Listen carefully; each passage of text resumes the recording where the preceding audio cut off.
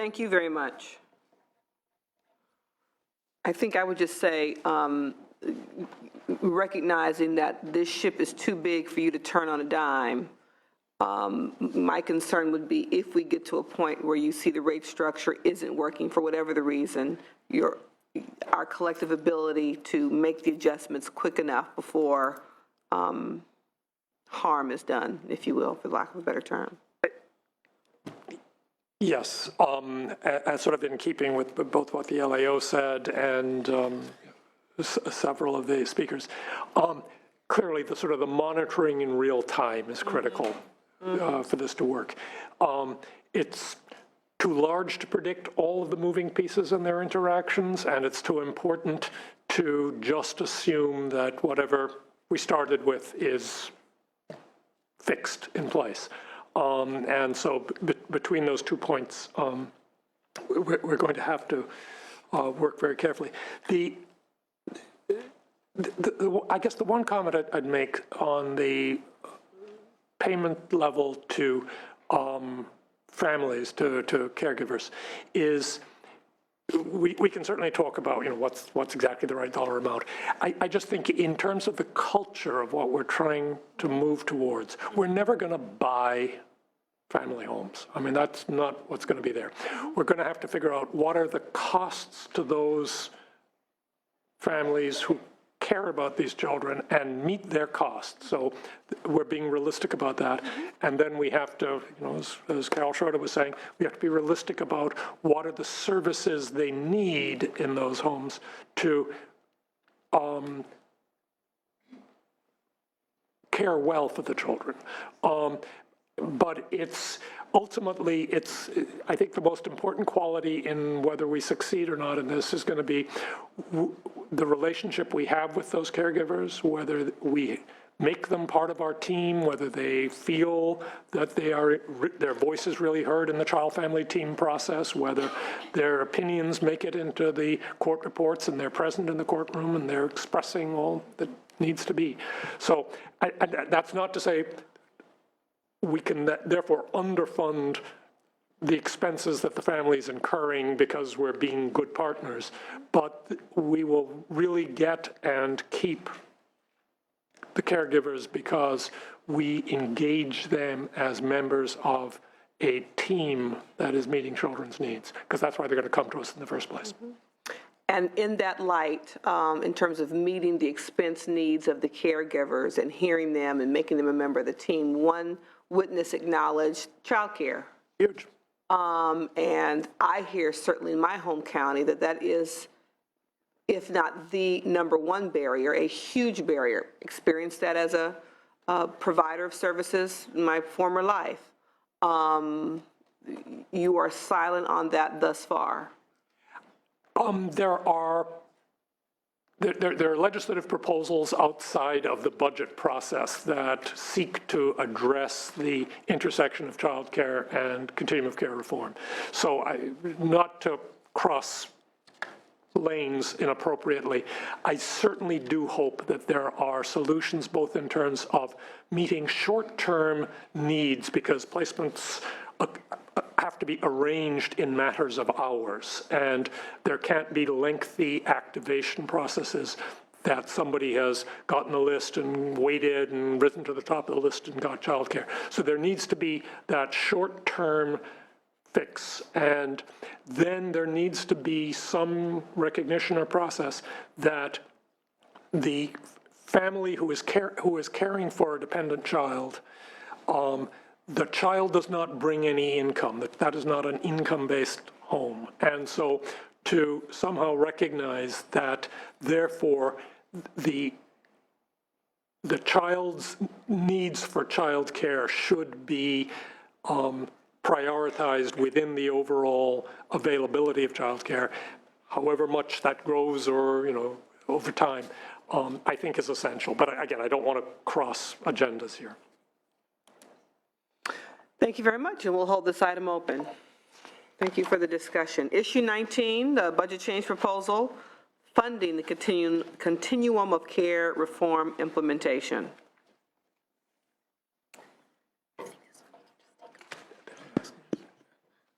The request in this item is the state operations funding to support all of the staff doing this amazingly complex and highly valuable work. We appreciate the committee's favorable consideration of this. We have a lot of people working very hard to make success here.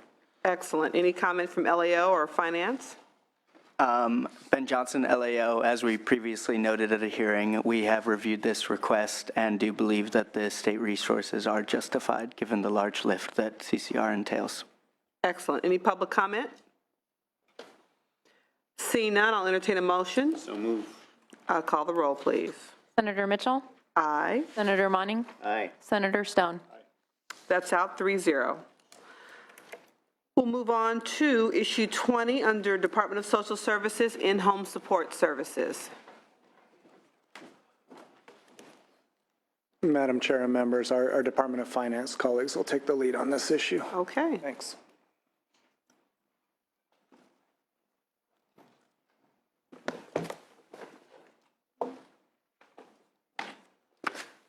So, Fong Lao, Department of Finance. So we are still having discussions with CWDA, and we're still working out the trailer bill, the clarifying trailer bill language with them, but we're hopeful to get you something pretty soon.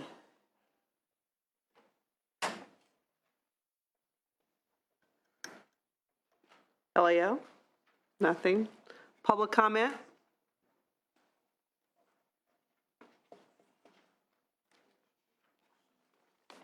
Okay, seeing none, we'll hold the item open. Moving on to issue 21, overtime restriction exemptions. Pete Chervenka again with the department. Last time we were before you at the IHSS hearing, we had an extensive discussion. Your agenda today asked me to explain a little bit about the exemption policy. So if I can describe. We have two exemptions. The first we call exemption 1 is for live-in family care providers. It's an exemption to the weekly limitations under the Fair Labor Standards Act for providers serving multiple live-in recipients. This includes providers who, as of January 31 this year, are live-in family care providers residing in the home and caring for 2 or more disabled minor or adult children or grandchildren for whom they provide services. These providers could include parents, grandparents, adoptive parents, step-parents, or legal guardians. Obtaining this exemption allows that provider to work up to 90 hours in a work week, not to exceed 360 hours per month, and we expect that to apply to roughly 1,200 IHSS providers. So that's exemption number 1. We did a direct mail to those providers and to the recipients that they care for, and we got a very robust response rate there. The vast majority of the requests that we have received have been approved as of this date. There are very few left that are pending in the low tens, I believe, at this point. I don't have current numbers for you as of today. Exemption 2 is a little bit more complex. Exemption 2 is defined as a provider working for 2 or more recipients whose circumstances put them at serious risk of placement in out-of-home care. All of the recipients that the provider works for must meet at least one of the following conditions. Condition A, they must have a complex medical and or behavioral need that must be met by a provider who lives in the same home. Or B, live in a rural or remote area where available providers are limited, and as a result, the recipient is unable to hire another provider. Or C, be unable to hire a provider who speaks his or her same language in order to direct his or her own care. If B and C, the living remotely or the language barrier applies, then you need not be a live-in provider to receive exemption 2. All of these exemption policies, 1 and 2, are being adjudicated at the state by Eileen Carroll, our Deputy Director for Adult Programs, has joined us. Her staff in her division is adjudicating all of these exemption requests.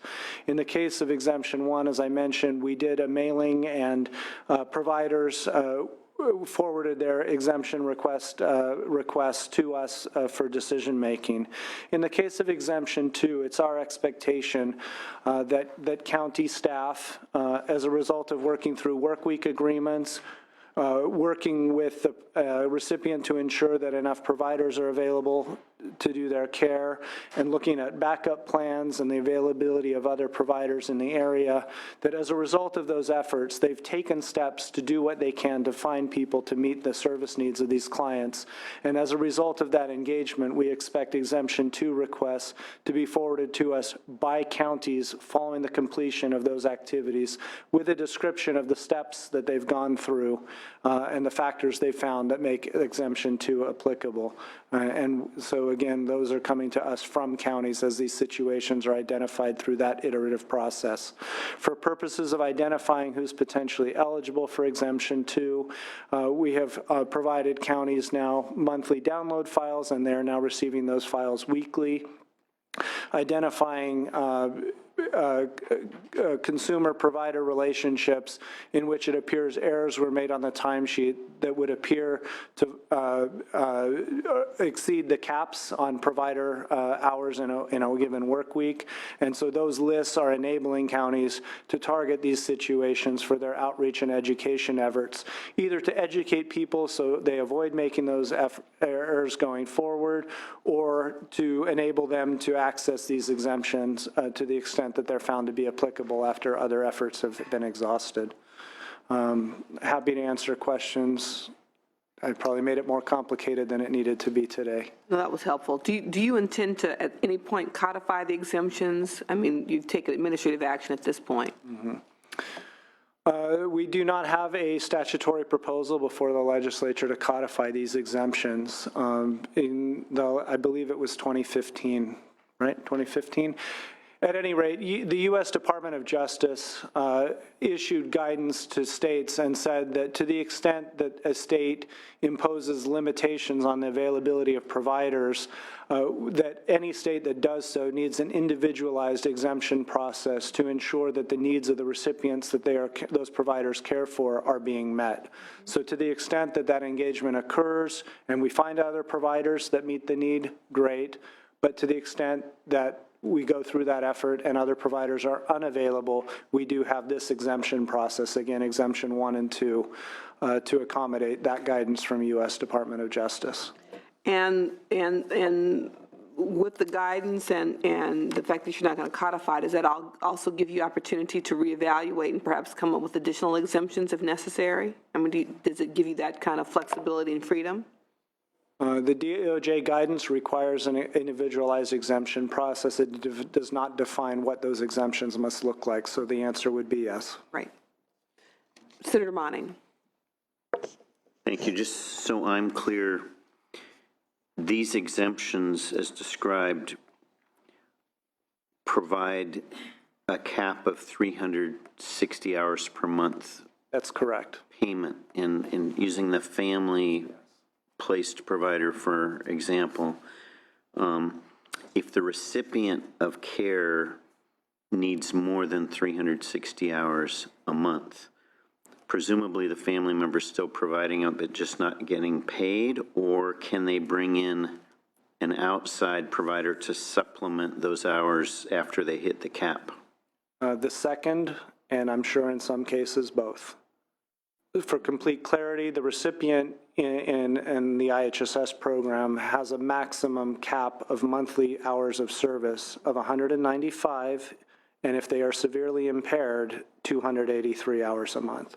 Both of those are well below the 360 cap that we explained. But this exemption gets you up to 360. That's but correct. Again, I think I understood your answer, but my question is the gap between that 360 and additional hours, the recipient can fill that gap with another provider? With another provider, that's correct. Because this cap is on the number of hours the IHSS worker can work. That's correct. It's a cap on provider hours. It's Right. not a limitation on recipients. On the recipient's need. It's not based on the need for services. That's a very important distinction. Thank you. This is not a limitation on Medicaid services. This is a limitation on who can provide them.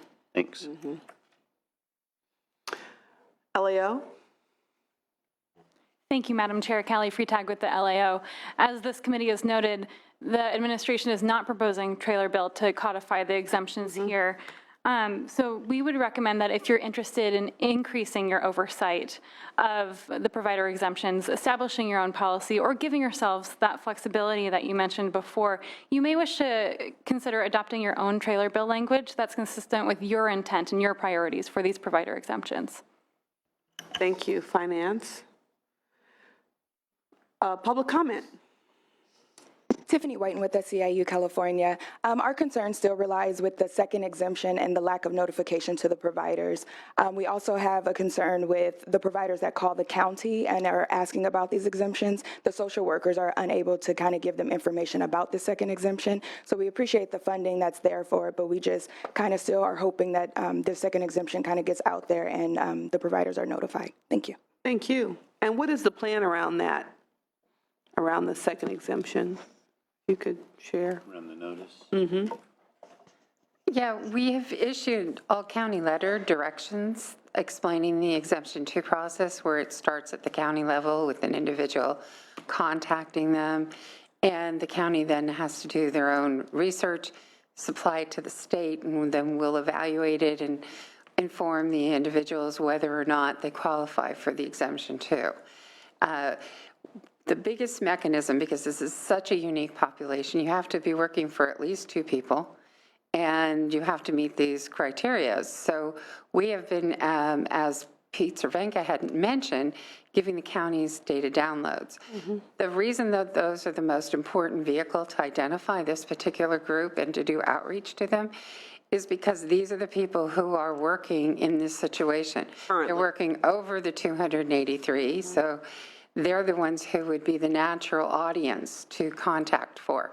So it's in that particular download that the counties will be able to pull and call out the individuals who meet this kind of specific, unique circumstances, rather than any kind of major outreach to people raising expectations and then finding out they don't qualify. Thank you. Public comment. Hi, Christina Boss-Hamilton, representing UDW, AFSCME, Local 3930. I want to speak in support of what my colleague mentioned regarding notices.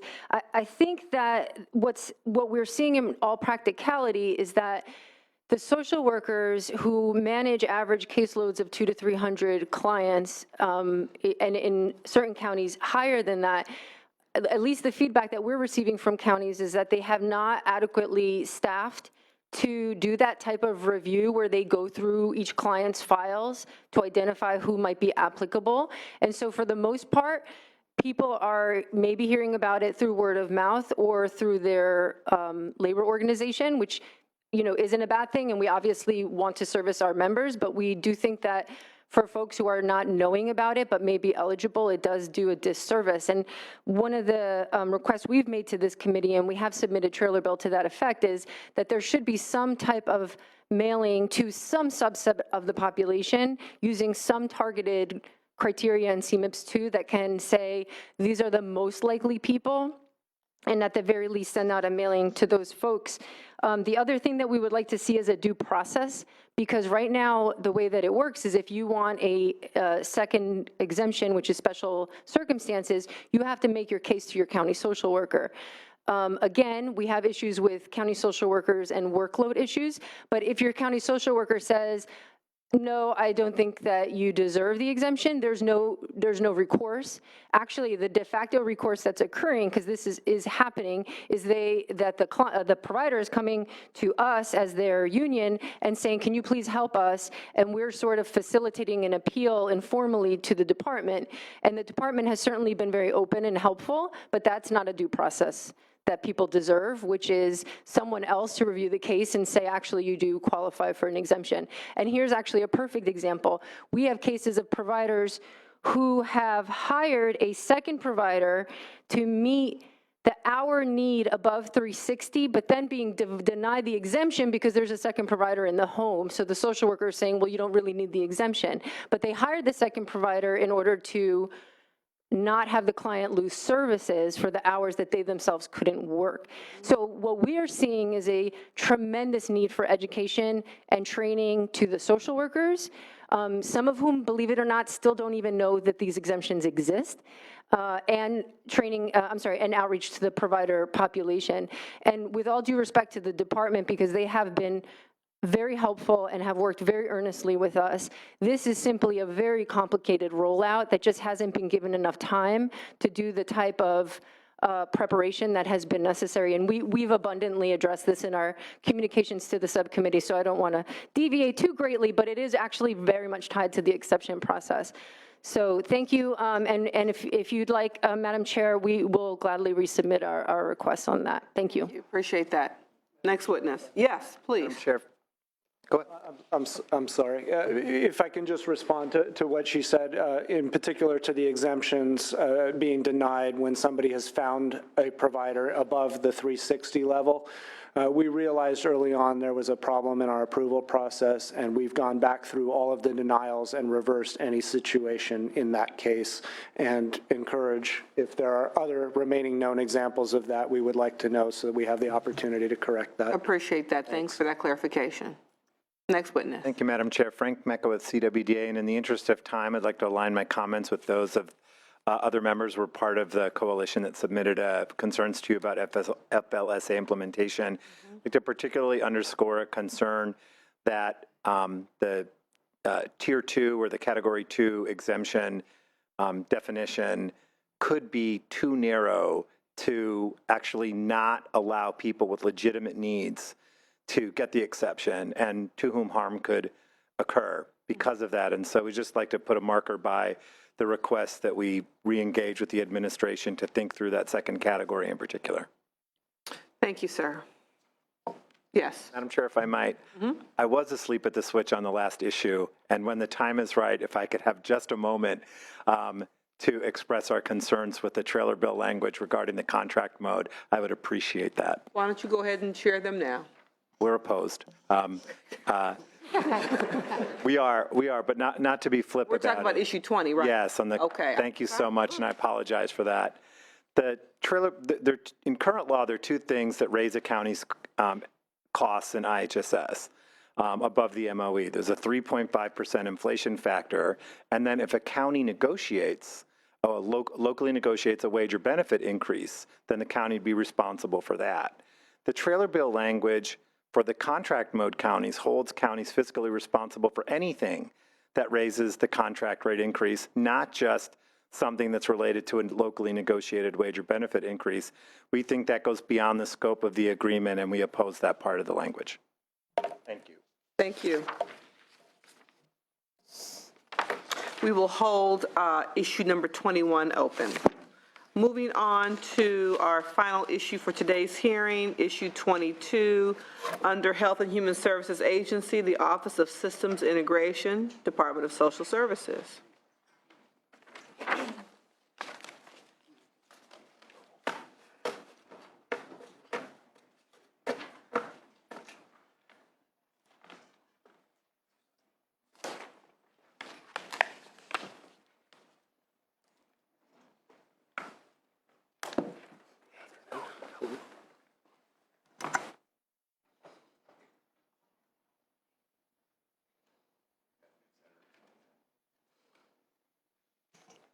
Good afternoon, Senator, Chair, Board. Sorry, I'm falling asleep today. Well, fortunately, not just Frank. it's the last issue. Then we can all go take it. We can all go take a nap. Hopefully, hopefully we can provide some brief responses in order to let everyone out for the day. We continue to work on. Tell me who you are, I'm sorry. I'm sorry, Peter Kelly, Child Welfare Digital Services. Thank you, Mr. Kelly. And my partner, Kevin Gaines, had to leave for a family emergency. So you're Kevin today. Thanks, Pete. And I'm Brandon Hansard, Department of Technology, Project Oversight Division. Thank you very much. So when last we met, we were asking for additional funds to be brought forward into budget year in order to move forward with the design and development of the early services for Child Welfare Services new system effort. I believe where we stand at the moment is some conversation still with regard to the budget flexibility that we're asking for within budget year.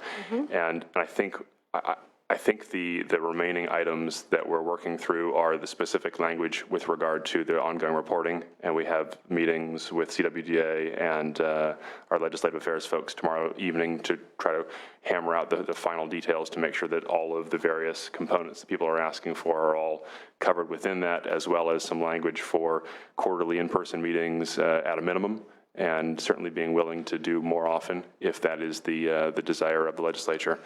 And then the remaining has to do with the request for the $5 million of general fund and matching federal fund flexibility within the budget year. And our proposal is to have that to be subject to existing Section 11 reporting rules, which if the increase in project budget exceeds $5 million or 20% on the year, that would require the Section 11 notification 30 days in advance to legislature, or the expedited process, which would require affirmative action on that. We believe that in light of the ongoing communications that we intend to do and have started doing already in this regard, and the fact that we're still subject to the Department of Technology's reporting requirements, which would be a fixed over all project cost and project scope, and any changes to that subject to that authority requiring new approval documentation, SPR or others, and the Section 11 language, which would require affirmative action or 30-day notification for increases of more than $5 million, that what we're asking for here is relatively small in the scheme of things and has to be contained within the existing scope. So it gives us the flexibility primarily to begin working on additional efforts as they come forward, or to solve technical challenges that are within the scope of the existing work that we're already focused on, and things that would be new in scope or would require an increase in total budget would require existing processes that are already in place today. Got it. LAO? Good afternoon, Madam Chair and Senators. Lourdes Morales with the Legislative Analyst Office. We understand the need for the funding flexibility requested by the administration. As the agenda notes, staff requested that we revise the proposed budget bill language to clarify when that flexibility can be leveraged and to allow for a period of legislative review. We understand that the administration has some concerns regarding the revisions, and so we agree with the staff recommendation to hold this item open as we work to balance the need for flexibility against the need for legislative oversight. Thank you very much. Finance? Fong Lau, Department of Finance. So we understand there's a need to clarify the proposed budget bill language, the intent of the language, and we have provided a draft to the LAO and legislative staff on that, and we'll continue to work with them to ensure the appropriate language is included. Excellent. Thank you. Any public comment? Seeing none, we'll hold this item open. Any questions or anything before we close out the committee? Thank you very much. We appreciate your participation today, and the meeting stands adjourned.